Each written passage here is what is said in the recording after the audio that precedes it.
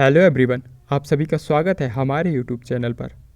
आज हम 3 नवंबर 2023 का डेली करंट अफेयर्स करने वाले हैं। ये वीडियो हिंदी इंग्लिश दोनों भाषाओं में होगा। चलिए देखते हैं आज का पहला प्रश्न। आज का पहला प्रश्न है, हाल ही में वित्त मंत्री निर्मला सीतारमण ने किस देश में स्टेट बैंक ऑफ इंडिया की शाखा का उद्घाटन किया है? इसका सही आंसर है श्रीलंका। निर्मला सीतारमण ने श्रीलंका में स्टेट बैंक ऑफ इंडिया की शाखा का इनॉग्रेशन किया है। चलिए देखते हैं। निर्मला सीतारमण ने श्रीलंका के त्रिंकोमाली शहर में भारतीय स्टेट बैंक की शाखा का उद्घाटन किया है। निर्मला सीतारमण ने श्रीलंका में स्थित तिरुकोनेश्वर मंदिर में भी पूजा अर्चना की। श्रीलंका के पूर्वी प्रांत के राज्यपाल सेंथिल थोंडामन और इनके साथ साथ श्रीलंका में भारत के उच्चायुक्त गोपाल बागले भी वहाँ उपस्थित थे। श्रीलंका की करेंसी है श्रीलंकन रुपी। इससे आगे हम एसबीआई के बारे में थोड़ा डिस्कस करते हैं। SBI state bank of India, इसका मुख्यालय मुंबई में है। इसकी स्थापना 1 जुलाई 1955 को की गई थी। इसके चेयरमैन अभी वर्तमान में दिनेश खारा जी हैं। एसबीआई के पहले अध्यक्ष जॉन मथाई थे। चलिए देखते हैं अगला प्रश्न।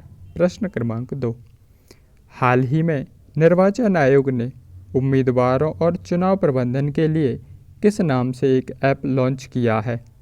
इसका सही आंसर है इनकोर ऐप। इनकोर ऐप का लॉन्च ईसीआई ने किया है।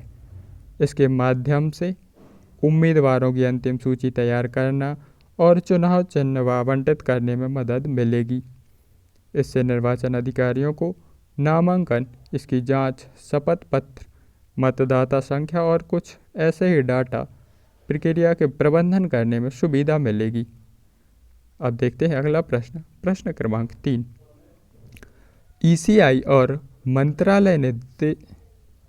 ईसीआई और खालिस्तान मंत्रालय ने देश भर की कक्षाओं में चुनावी साक्षरता लाने के लिए एक समझौता ज्ञापन पर हस्ताक्षर किए हैं। वह मंत्रालय है शिक्षा मंत्रालय। ईसीआई ने शिक्षा मंत्रालय के साथ चुनावी साक्षरता लाने के लिए इस पर हस्ताक्षर किए हैं। एमओयू का मतलब होता है मेमोरेंडम ऑफ अंडरस्टैंडिंग। यह समझौता के बाद सभी स्कूलों में कक्षा 6 से 12 तक चुनाव से संबंधित एजुकेशन दी जाएगी। ईसीआई, इसका फुल फॉर्म होता है election commission of India, Bharat का निर्वाचन आयोग। इसकी स्थापना 25 जनवरी 1950 को हुई थी। इसका हेडक्वार्टर निर्वाचन सदन नई दिल्ली में है। चीफ इलेक्शन ऑफ कमिश्नर हैं राजीव कुमार। ये 25वें मुख्य चुनाव आयुक्त हैं। ये वाला क्वेश्चन 2020 में नई दिल्ली के एग्जाम्स में पूछा गया है, इसको ध्यान रखिएगा। चलिए देखते हैं प्रश्न क्रमांक 4, नई दिल्ली में आयोजित 5वें भारतीय रासायनिक परिषद स्थिरता कॉन्क्लेव का उद्घाटन किसने किया है? इसका सही आंसर है भगवंत खुबा। भगवंत खुबा ने इसका उद्घाटन किया है।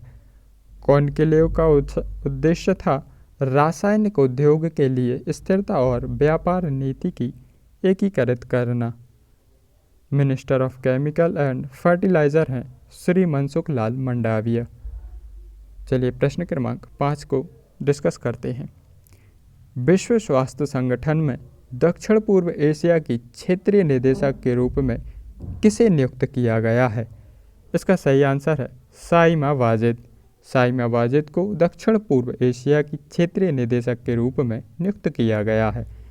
साइमा वाजिद शेख हसीना की पुत्री हैं और इन्होंने आचार्य शंभू प्रसाद को 6 वोटों से पीछे करके अपना नाम नियुक्त करवाया है।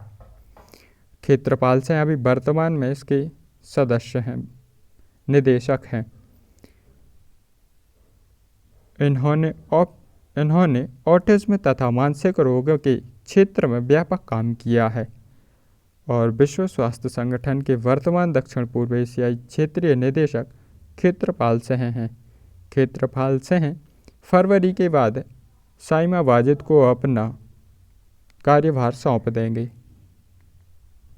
चलिए देखते हैं अगला प्रश्न। प्रश्न क्रमांक 6। वैश्विक प्रौद्योगिकी स्टार्टअप इको प्रणाली केंद्र हब 71 किस देश में है? इसका सही आंसर है संयुक्त अरब अमीरात। इसका दौरा अभी शिक्षा मंत्री धर्मेंद्र प्रधान ने किया है।